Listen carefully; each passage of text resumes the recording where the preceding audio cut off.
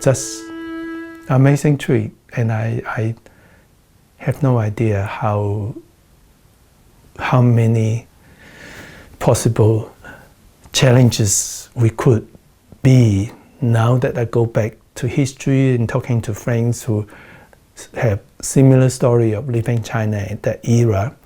Hardly anybody do, and no one did it the same path as I have went through. I was there, I was in Hong Kong, from a tiny little quiet village to one of the world's busiest city, and Hong Kong was busy. If you were non-Chinese, if you happened to be in Hong Kong at that time, see, all Chinese walk around, they look the same. And I look Chinese, of course I'm Chinese. You might think I'm the same, but when I went to Hong Kong, they speak different language. They speak Cantonese or different dialect. The written language is different. They want the classical Chinese way, whereas the communist China has simplified the Chinese character. So instead of a long, complicated writing for a word, they make it less stroke and easier. But just to give you an example, in an exam, I write and give really good answers, except I write one simplified character instead of all complicated character. One simplified character, and I get a big 0 mark. So why are they so hard on us? My guess is Hong Kong people are so scared of communists. They also don't like what communists did. A lot of Hong Kong people are the people who escape China with money, and they hate and scare communists. So that leads to a culture of discrimination against anybody from China.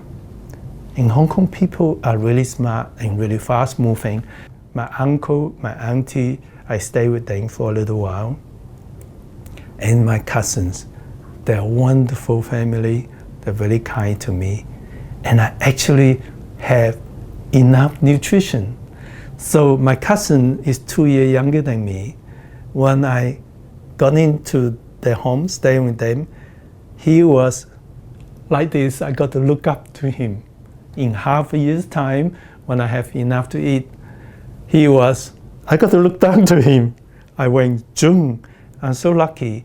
At 16, my epiphyseal joint's not fused yet, which means the joint in the bone, after a certain age, usually around 16, it's fused and it can't grow anymore. But I was probably underdeveloped, so I was lucky. Those joints are not fused yet. So I was able to grow to a sort of normal height.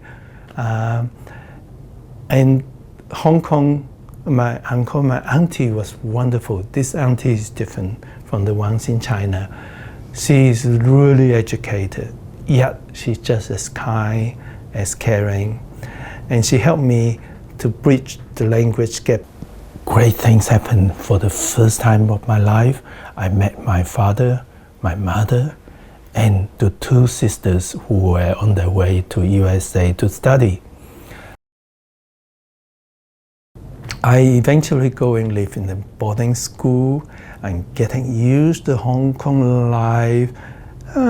Still challenges from discrimination from other kids, and especially when I was lucky enough to know one of the girls in my school.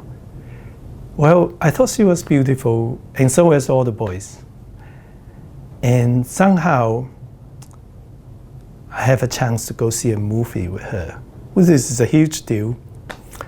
And so my friend, a group of my friends turned into enemy. They do give me a hard time.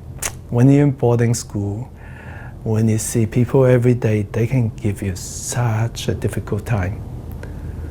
I didn't want to repeat another year. I found out that if I go overseas to study, they put you down back to year 11. Even if you finish year 12, they go down 2 years to do year 11 because of language, because of different subjects. Well, I'm not taking a step back. I'm not going to be 2 more years older than my classmates. So before I graduated, I talked to my father and I tried really, really hard. And something lucky happened.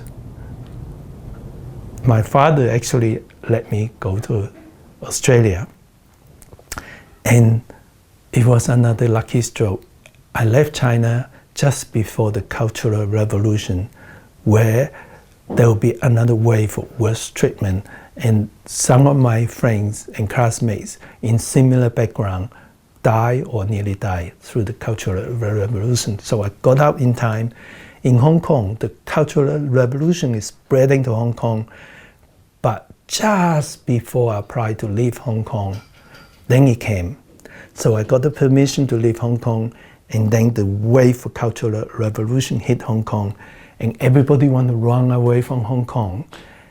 And with my English background, I cannot compete with so many boys.